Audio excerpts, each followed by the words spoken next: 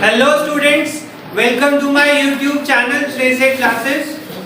हमने इको में डेवलपमेंट में एक चैप्टर स्टार्ट किया हुआ है। चैप्टर का नाम है features, policies and problems of agriculture. इस चैप्टर में ऑलरेडी हमने 3 टॉपिक कर लिए थे। सबसे पहले किया था importance of agriculture in Indian economy. उसके बाद हमने इसके पढ़े थे फीचर्स ऑफ एग्रीकल्चर और उसके बाद हमने पढ़ी थी प्रॉब्लम्स ऑफ एग्रीकल्चर। आज हमने स्टार्ट करना है इसमें एग्रेरियन रिफॉर्म्स। एग्रेरियन रिफॉर्म्स करने से पहले एक बार जो प्रॉब्लम्स थी उन प्रॉब्लम्स की हेडिंग लिख रहा हूं यहाँ पे, रीजन आपको समझ आएगा। सबसे पहले हमारे एग्रीकल्चर में प्रॉब्लम क्या थी? Lack of irrigation facility, permanent means of irrigation. Okay, lack of permanent means of irrigation. और दूसरा deficiency of finance. तीसरा conventional outlook. Next, small and scattered holdings. Next, lack of organized marketing. Lack of Organized marketing system. organized marketing system. Last heading, Exploitative agrarian relation. exploitative Agrarian relation. agrarian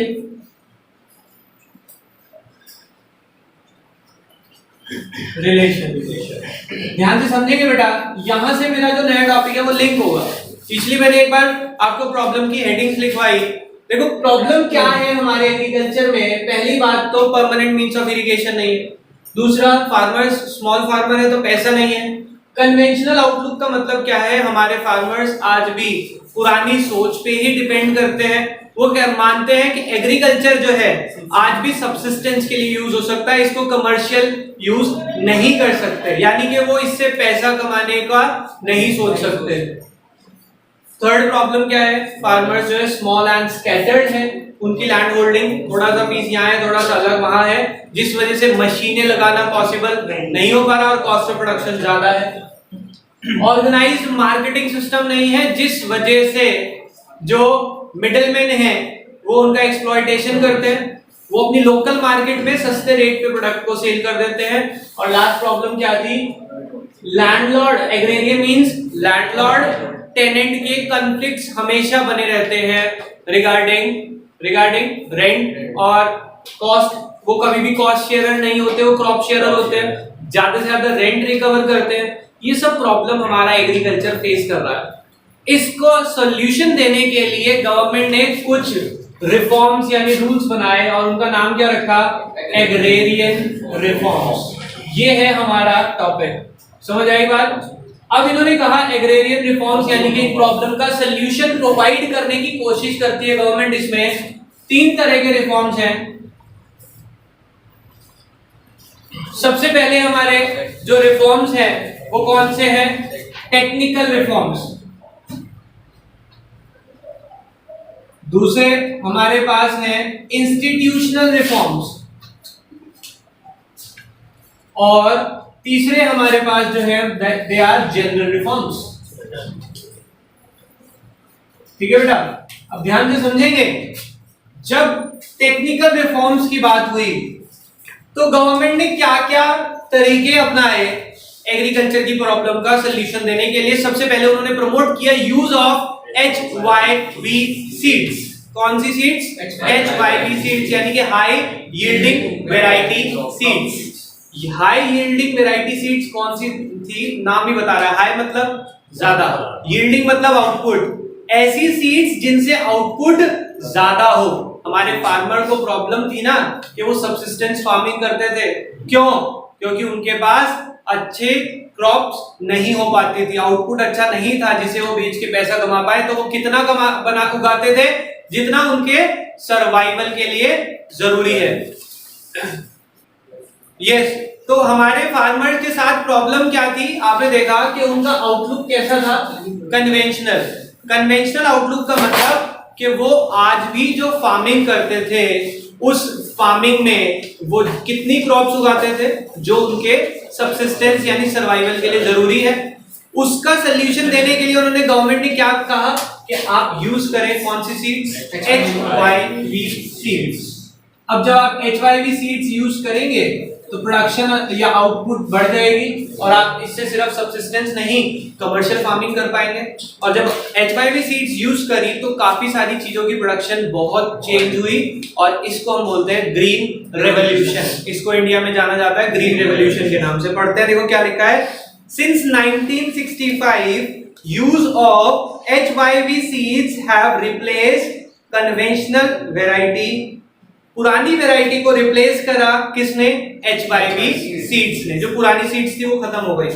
HYV seeds have led to subsistence rise in crop productivity, especially in wheat, rice, maize, bajra etc. कह रहे ज्यादातर इनमें increase हुआ था जो हमारे लिए main goods थे।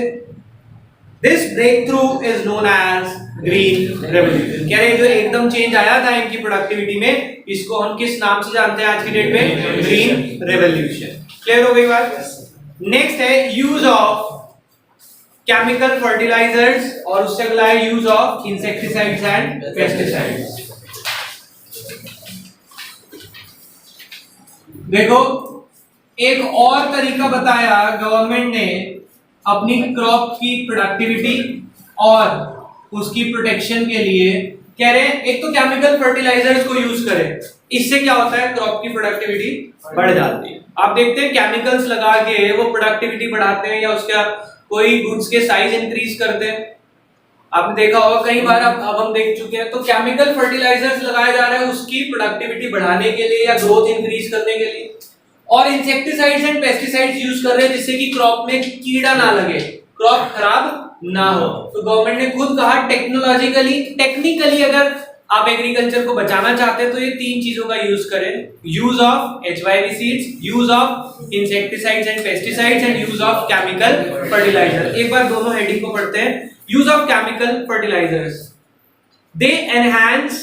they are used to enhance the productivity, their use is increasing day by day। कह रहे ये बढ़ता जा रहा है क्योंकि इससे हमारे प्रोडक्ट की प्रोडक्टिविटी बढ़ जाती है। Next, use of insecticides and pesticides for crop protection. क्यों कर रहे हैं, अभी बताया कि क्रॉप में कीड़ा ना लगे उसकी प्रोटेक्शन के लिए। तो देखिए क्या लिखा है, many steps have been initiated to protect crops against diseases and insecticides by using insecticides and pesticides। कह रहे क्रॉप को प्रोटेक्ट करना है अगेंस्ट एनी डिजीज और इंसेक्ट, और उससे बचाने के लिए हम क्या करते हैं, इंसेक्टिसाइड्स और पेस्टिसाइड्स को यूज करते हैं। क्लियर हो गई बात।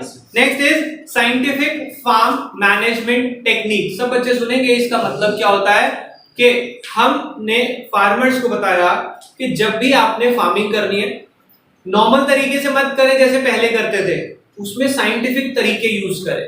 साइंटिफिक तरीकों का मतलब क्या हुआ, सबसे पहले तो चूज करें कि कौन सी क्रॉप उगानी है, कौन सी क्रॉप उगानी है उसके अकॉर्डिंग सॉइल को प्रिपेयर करें।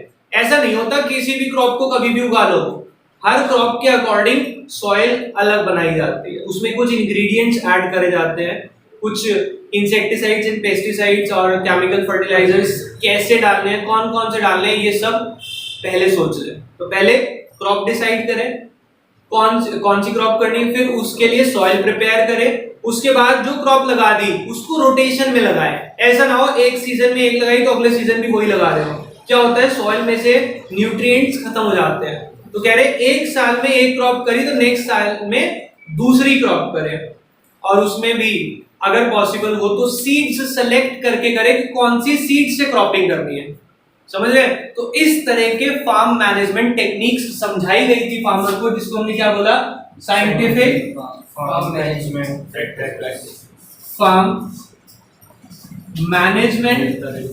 प्रैक्टिसेस।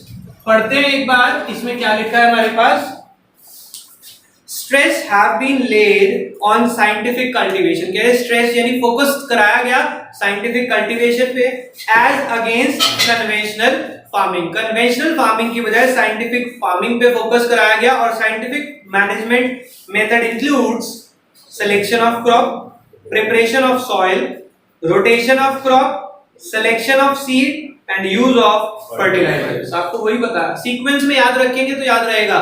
सबसे पहले चूज करें कौन सी क्रॉप ग्रो करनी है, सॉइल को प्रिपेयर करें, सॉइल को प्रिपेयर करने के बाद आप क्या यूज करेंगे, सीड्स कौन सी यूज करनी है, क्रॉप रोटेशन फॉलो करें और फर्टिलाइजर्स का यूज जरूर करें।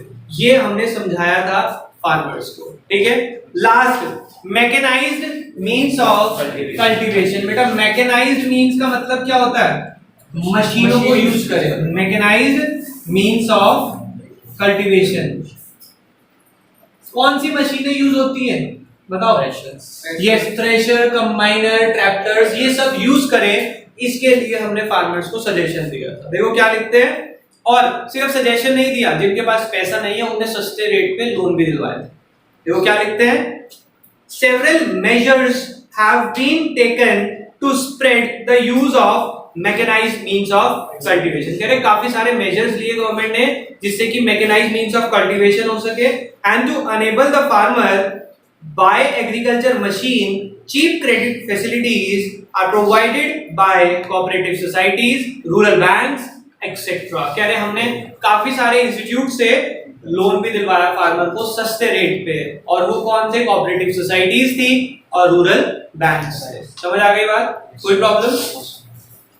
तो हमारे ये खत्म हो गए टेक्निकल रिफॉर्म्स, 5 हैं, 3 चीजों का यूज और साइंटिफिक फार्म मैनेजमेंट टेक्निक और mechanized means of cultivation. Clear हो गई बात। अब हम चलते हैं इंस्टीट्यूशनल रिफॉर्म्स। गवर्नमेंट ने क्या बनाए एग्रीकल्चर को, एग्रीकल्चर की प्रॉब्लम को सॉल्व करने के लिए। ये वही टॉपिक चल रहा है, एग्रीकल्चर की कुछ प्रॉब्लम्स थी उसका सॉल्यूशन दिया। बेटा यहाँ पे बेसिकली आप देखें तो कौन सी प्रॉब्लम का सॉल्यूशन मिला, कन्वेंशनल आउटलुक का। ये जो प्रॉब्लम थी ना कि हमारे फार्मर पुराने सोच पे चल रहे हैं, उसका सॉल्यूशन दिया, भाई ये सब करो तो आप पुरानी टेक्निक्स की बजाय नई टेक्निक यूज करेंगे, जिससे कि जो सबसिस्टेंस फार्मिंग थी वो कमर्शियल फार्मिंग में कन्वर्ट हो जाएगी, कि आप भी इससे पैसा कमा पाएंगे। क्लियर हो गई बात। अब हम पढ़ते हैं इंस्टीट्यूशनल में। सबसे पहला abolition of middleman. Abolition of, यहां पे एबोलिशन ऑफ मिडलमैन का मतलब क्या है ध्यान से समझना। अभी तक हमने पढ़ा था कि जो सॉइल के ओनर हैं वो क्या करते थे, किसानों से जो खेती कर रहे हैं मैक्सिमम क्रॉप ले लेते थे in the form of rent. क्यों? क्योंकि जो सॉइल का ओनर था वो अपने आप को क्रॉप का ओनर समझता था। तो गवर्नमेंट ने सिंपल सा रूल बनाया कि भाई साहब आप सॉइल के ओनर हैं, you are not the owner of crop. Crop के ओनर बना दिया किसको, हु आर द टिलर्स। जो टिलर यानी जो ग्रो कर रहे हैं, जो मेहनत कर रहे हैं, गवर्नमेंट ने रूल बना दिया जो ग्रो कर रहा है वो उसका ओनर है। भले ही आप सॉइल के ओनर हो, you can not be considered as crop owner. आप सॉइल के ओनर हो, सॉइल के ओनर रहोगे, बट क्रॉप के ओनर आप नहीं बन सकते। दूसरी प्रॉब्लम आई थी, फिर वो क्या करते हैं, उनको तंग करने के लिए ज्यादा से ज्यादा रेंट लेंगे, रेंट पे भी सीलिंग लगाई। अगला पॉइंट पढ़ेंगे हम। देखो ये सोल्यूशन है एग्रीकल्चर की प्रॉब्लम का, सोच के करेंगे इजीली याद होगा। पहले पॉइंट पढ़ते हैं abolition of intermediaries. Intermediaries between the state and actual tillers of the soil were zamindar. कह रहे हैं जो मेन बीच में इंटरमीडिएरी थे वो कौन थे, जमींदार। स्टेट यहाँ पे कौन है, जो खरीद रहा है, बायर, एंड टिलर, इन दोनों के बीच में कौन आ जाता था, zamindar. These intermediaries were abolished, इनको गवर्नमेंट ने खत्म किया।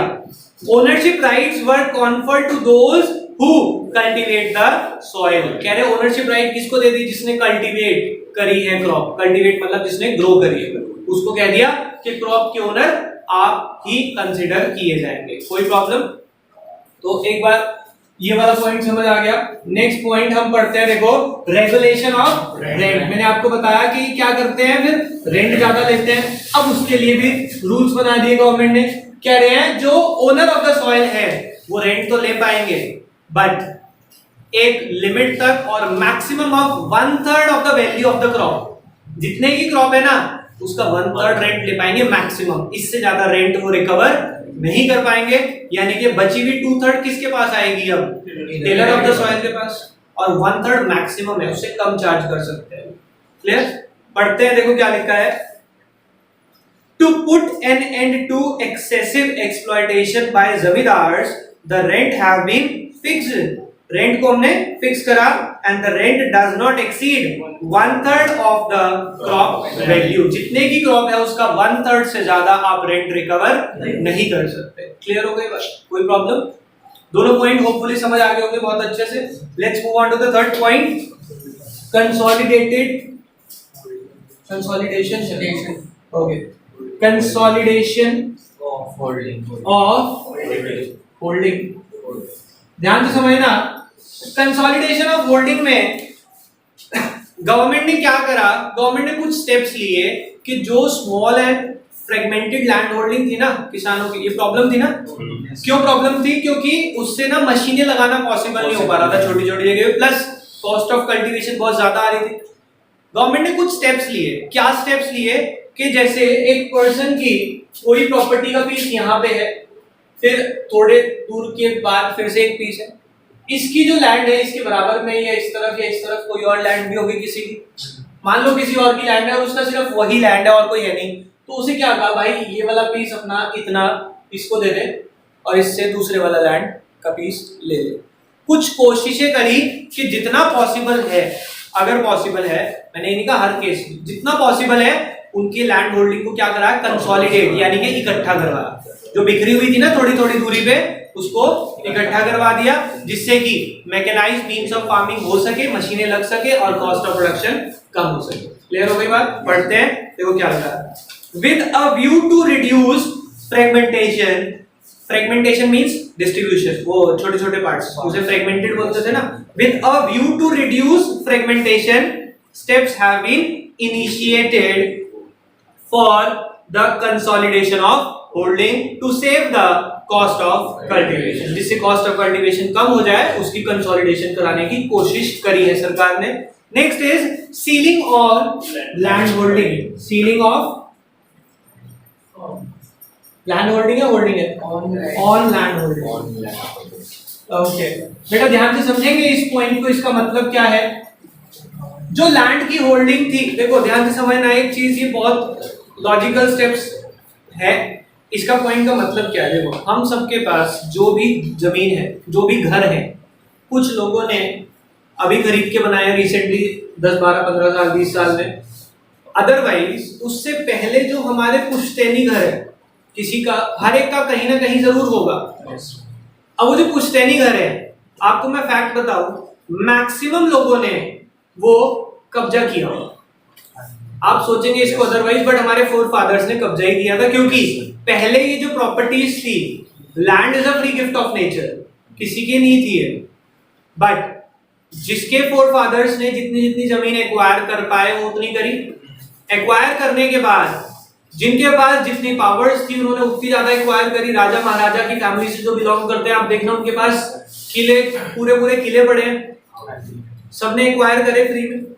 अब एक्वायर करने के बाद किसी के पास ज्यादा, किसी के पास कम थी, तो किसी के पास ज्यादा, किसी के पास कम होने के बाद गवर्नमेंट ने क्या करा, वो जो डिफरेंस आ रहा था, उस डिफरेंस को खत्म करने के लिए गवर्नमेंट ने ना एक सीलिंग लगाई कि हर एक के पास इतनी लैंड होल्डिंग होगी एग्रीकल्चर के लिए। अगर किसी के पास मान लो 2 एकड़ पे लगा दिया, किसी के पास उससे अगर ज्यादा है, तो कंपलसरी गवर्नमेंट ने एक्वायर करी और उसको रीडिस्ट्रीब्यूट करा to small farmers as well as landless farmer. जिनके पास नहीं थी ना, उन्हें दे दी। तो ये है point, ceiling on land holding. समझ आ गया?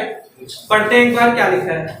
With a view to promote equality in distribution of land, कह रहे हैं जिससे कि डिस्ट्रीब्यूशन ऑफ लैंड में इक्वालिटी बनी रहे, ceiling has been imposed on holding size. कह रहे होल्डिंग साइज पे क्या लगाया, सीलिंग लगाई। The surplus land over and above the ceiling limit, कह रहे इसके ऊपर जितना भी होगा सीलिंग लिमिट के, will be taken by the government for redistributing among small farmers and landless farmers. कह रहे हैं उसको गवर्नमेंट ने एक्वायर करा स्मॉल फार्मर्स और लैंडलेस फार्मर्स को डिस्ट्रीब्यूट करने के लिए। क्लियर हो गई बात? Last point, cooperative farming. Cooperative farming का मतलब क्या है बेटा, ध्यान से समझेंगे। मैंने पहले भी आपको समझाया हुआ है। हमारे जो फार्मर्स हैं, स्मॉल फार्मर्स हैं, तो क्या होता है जब कोई फार्मर एक स्मॉल लेवल पे ऑपरेट कर रहा है, उसकी जो आउटपुट होगी बहुत थोड़ी सी होगी। सपोज एक एग्जांपल मैंने आपको पहले भी दिया था, एक छोटा सा फार्मर अपने फार्म में 1000 kgs ऑफ पोटैटोज ग्रो कर रहा है। ठीक है, कितना? 1000 kgs ऑफ पोटैटोज। अब अगर हम बात करें, हम लोगों को 1000 kg बहुत बड़ी क्वांटिटी लगती है, तो सर इतने क्या करने, but as per the market, मंडी के हिसाब से अगर हम सोचें, मार्केट कौन सी होती है फार्मिंग की? मंडी। उसके हिसाब से 1000 किलो कुछ नहीं होता। अब 1000 किलो का जो पोटैटोज ग्रो करके रखे हुए हैं जिस फार्मर ने, पोटैटोज छोड़ो, टमाटोज से ज्यादा जल्दी समझ आएगा। टमाटोज मींस टमाटर, कंफ्यूज मत होना। उनकी जो लाइफ होती है बेटा, जरूरी है ये एग्जाम्पल के लिए, उनकी जो लाइफ होती है 3 to 4 डेज की होती है, उसके बाद वो गलने शुरू हो जाते हैं, सड़ जाते हैं, खराब हो जाते हैं। सपोज आज मार्केट रेट चल रहा है ₹20। कितना रेट है? ₹20 पर केजी। ठीक है, और कितने हैं उसके पास? 1000 kgs। तो उसकी आउटपुट कितने की बनती है? 20,000 की। अब वो फार्मर मार्केट में, उसके पास कोई आया खरीदने, 20,000 के गुड्स थे, उसने कहा सर 20,000। तो जो खरीदने वाला होगा, ये बेसिकली कौन होते हैं? मंडी के आड़ती है, जिनके पास पैसा बहुत है। वो गुड्स खरीदने गए, उसने कहा कि भाई 20 का है, और आड़ती क्या कहता है? भाई 8,000 में देता हो तो बता। वो लेस देन 50% बोलते हैं हमेशा। क्यों? क्योंकि उसे पता है ये स्मॉल फार्मर है, इसके पास ज्यादा लोग खरीदने आएंगे नहीं, और जब फार्मर स्मॉल हो तो आगे और भी स्मॉल फार्मर मिल जाएंगे, मैं उनसे खरीद लूंगा। अब जो फार्मर है उसकी सोच क्या होगी कि यार ये सिर्फ 1000 किलो है और 3 दिन में खराब हो जाएगा, एक आया, इससे मोल भाव करके इसी को दूंगा। कहते बाबूजी 20 कहे थे, 15 दे दियो। अच्छा, मैंने कहा 8 कहे 9 ले लियो तेरे कहने पे बस। कह रहा नहीं बाबूजी मान लो, अच्छा 15 नहीं 12 दे दे। कह रहा ना 10 पकड़ता तो बता। अब वो किसान क्या 10 में हाँ करेगा? कर देगा, क्योंकि वो स्मॉल फार्मर है। उसे क्या होगा, जो मिल रहा है रख ले, पता लगा 3 दिन में खराब हो गया, कुछ भी ना मिला। और बार्गेनिंग पावर किसने यूज करी? बार्गेनिंग पावर का उस आड़ती ने। अब गवर्नमेंट ने क्या कहा कि तुम्हारे साथ एक्सप्लॉयटेशन क्यों हो रहा है? Because you are a small farmer. कह रहे जो स्मॉल फार्मर जितने भी है ना आपके एरिया में, 10 12 15 सब इकट्ठे हो जाओ। 12-15 लोग इकट्ठे हुए, और जब 12-15 लोग इकट्ठे हो जाएंगे, आपके पास 15 से 20,000 किलो टमाटोज हो जाएंगे, और कोई स्मॉल फार्मर बचेगा नहीं मार्केट में। तो जब आड़तिया खरीदने आएगा, उसे और कोई स्मॉल फार्मर मिलेगा नहीं। अब बार्गेनिंग पावर किसके हाथ में आ जाएगी? फार्मर्स के हाथ में। इसके लिए उन्हें आइडिया दिया गया, डू कोऑपरेटिव फार्मिंग। एक तो आपको सीड्स यानी इनपुट सस्ता मिलेगा, और दूसरा आपका आउटपुट सही रेट पे बिक पाएगा। देखते हैं, देखो क्या लिखा है, it is encourage to enhance, ये हमेशा एनकरेज किया गया to enhance the bargaining power. Bargaining power को प्रमोट करने के लिए हमेशा कोशिश करी गई, किसकी? Of small holders together they can buy the inputs at lower price and sell their output at higher price. कह रहे इनपुट सस्ता मिलेगा क्योंकि बल्क में खरीदेंगे, और आउटपुट महंगा बिकेगा। इसके लिए हमने उनको क्या आइडिया दिया? कोऑपरेटिव फार्मिंग का। क्लियर हो गई बात? ये बेटा, इसको याद करने के लिए हमने एक छोटी सी शॉर्ट फॉर्म बनाई थी कि गवर्नमेंट ने कुछ इंस्टीट्यूट्स बनाए हैं फार्मर्स को हेल्प करने के लिए, और वो सब ऑपरेट करते हैं एक कार में बैठ के। ठीक है, CQAR। सी क्या है? Consolidation of holding, ceiling on land holding, cooperative farming, abolition of middlemen and regulation of rent।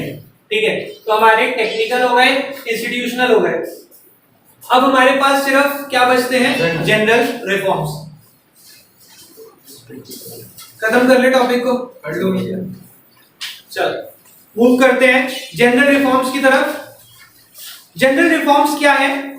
सबसे पहले गवर्नमेंट ने, अच्छा एक बार इधर देखते हैं, टेक्निकल जो सॉरी इंस्टीट्यूशनल जो है इसमें कौन सी प्रॉब्लम का सोल्यूशन मिला? सबसे पहले मिडिलमैन यानी कि ये वाली प्रॉब्लम का सोल्यूशन मिला। रेंट में भी इसी का प्रॉब्लम का सोल्यूशन मिला, ठीक है। Land holding, small and scattered land holding जो थी उसका सोल्यूशन मिल गया। Lack of organisation market system, lack of cooperative farming. अभी देखो बेटा यहाँ पे मुझे मार्केट नहीं मिली प्रॉपरली, आगे पढ़ते हैं कि आपको जनरल में मिल जाए, ठीक है। जनरल का सबसे पहला मिला क्या है? Expansion of irrigation facility. Irrigation facility permanent नहीं थी, उसके लिए गवर्नमेंट ने क्या करा? कुछ स्टेप्स लिए कि इरिगेशन फैसिलिटी अवेलेबल कराई जाए। Expansion of irrigation facility. बेटा इस पॉइंट का मतलब समझना, गवर्नमेंट ने ये नहीं कहा कि हमने इरिगेशन फैसिलिटी सबको दे दी, हमने एक्सपैंड करी है। पूरों को नहीं मिला आज तक भी, कह रहे पहले 17% को मिलता था, अभी 45% लैंड पे इरिगेशन फैसिलिटी अवेलेबल है। क्लियर हो गई बात? पढ़ते हैं क्या लिखा है। With a view to raising the productivity in agriculture, irrigation facility have been expanded. कह रहे हैं हम एग्रीकल्चर को प्रमोट करने के लिए सबसे पहले इरिगेशन फैसिलिटी को एक्सपैंड कर रहे हैं। Several major and minor irrigation project have been launched across different parts of the country. कह रहे बहुत सारे छोटे बड़े प्रोजेक्ट गवर्नमेंट ने लॉन्च करे हैं पूरे देश में, and they have area under irrigation have increased from 17% to 45% since independence। 17% से 45% तक हम ऑलरेडी पहुंच चुके हैं। क्लियर हो गई बात? तो ये जो lack of permanent means of irrigation था वो एक्सपैंड हो रहा है धीरे धीरे। क्लियर हो गई बात? Next, provision of. देखो बेटा हमारे फार्मर स्मॉल फार्मर्स थे, हमने पढ़ा था कि उनके पास पैसों की कमी रहती थी। ये रहा डेफिशिएंसी ऑफ फाइनेंस, कहां गया? ये रहा। ये जो प्रॉब्लम थी पैसों की, ये पैसे वो कहां से लेते थे? नॉन इंस्टीट्यूशनल सोर्सेज लाइक महाराजा, जमींदार एंड मनी लेंडर्स, जो बदले में heavy rate of interest charge करते थे। पढ़ा है पिछले चैप्टर में, पूरे सारे चैप्टर सीक्वेंस में चल रहे हैं। अगर दिमाग से याद करके टेस्ट दिए जाएं तो चैप्टर बहुत आसान है। कह रहे उनके पास पैसा नहीं था तो वो पहले नॉन इंस्टीट्यूशनल सोर्स के पास जाते थे, बट उसका सोल्यूशन गवर्नमेंट ने दिया कि institutional sources like NABARD, rural development banks, cooperative societies जो बनाई गई हैं सिर्फ और सिर्फ फार्मर्स को सस्ते रेट पे लोन देने के लिए। पढ़ते हैं, देखो क्या लिखा है इसमें।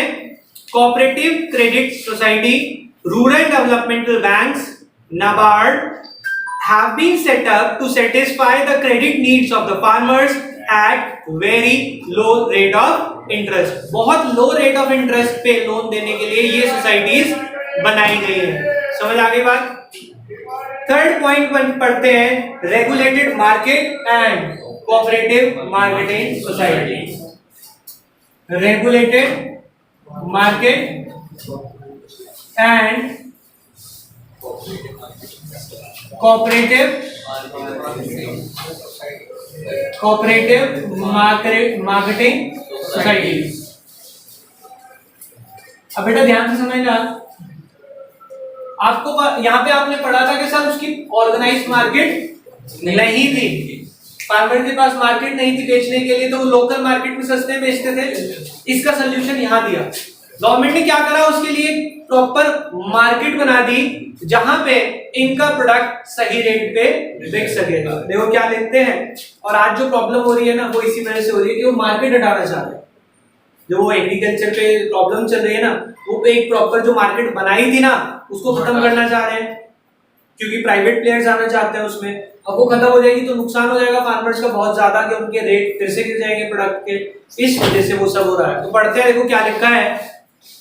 Regulated market have been established across all parts of the country with a view to offer remunerative prices to the farmers। कह रहे हैं पूरे देश में बहुत सारी मार्केट बनाई गई जिससे कि उनके प्रोड्यूस का अट्रैक्टिव प्राइस उन्हें मिल सके and protect them against exploitation by the middleman. जो मिडलमैन एक्सप्लॉइट कर रहे थे वो खत्म हो सके। Cooperative marketing societies have been established to enhance the bargaining power of the farmers in the market में उनके पास बार्गेनिंग पावर आ सके, इसके लिए उन्हें कोऑपरेटिव सोसाइटीज बना दी कि सारे फार्मर्स यहाँ पे इकट्ठे हो सकते हैं। और लास्ट जो हम आज बहुत ज्यादा देख रहे हैं अपनी लाइफ में, price support policy, also known as minimum support price, MSP. Price support policy government ने लॉन्च करी, और प्राइस सपोर्ट पॉलिसी में गवर्नमेंट ने क्या करा, ध्यान से समझेंगे, गवर्नमेंट ने एमएसपी में क्या करा था, फार्मर्स को कहा कि जो आपके गुड्स हैं, जो आपके गुड्स आपकी कॉस्ट से भी कम रेट पे बिक रहे हैं मार्केट में, अगर उससे कम रेट पे कोई लेता है तो उस रेट पे कौन परचेज कर लेगा, उसे गवर्नमेंट खुद परचेज कर लेगी। उसको हम आज जानते हैं एमएसपी के नाम से। पढ़ते हैं, देखो क्या लिखा है, under this policy government assures a minimum support price to farmer। Government ने फार्मर्स को अश्योर यानी श्योरिटी दी कि मिनिमम प्राइस क्या रहेगा of his produce to protect them against uncertainties of the market. Market की अनसर्टेनिटी से बचाने के लिए गवर्नमेंट ने एक श्योरिटी दी है। The government committed to buy the surplus produce of farmer. Government ने क्या श्योरिटी दी है कि हम आपका सरप्लस प्रोड्यूस खरीद लेंगे at a minimum support price if market price of produce is lower than that of cost of production. अगर आपकी कॉस्ट से कम रेट पे बिक रहा है ना, तो उस रेट पे गवर्नमेंट आपसे खरीद लेगी। समझ आ गई बात? तो यहाँ पे एक लास्ट पॉइंट अगर मैं लिखूं, that is MSP, minimum support price. समझ आ गई बात? ये गवर्नमेंट ने लॉन्च करा हमारे एग्रीकल्चर को प्रोटेक्ट करने के लिए। तो बेटा आज के लिए इतना ही, बाकी करेंगे नेक्स्ट क्लास में। अभी के लिए बाय।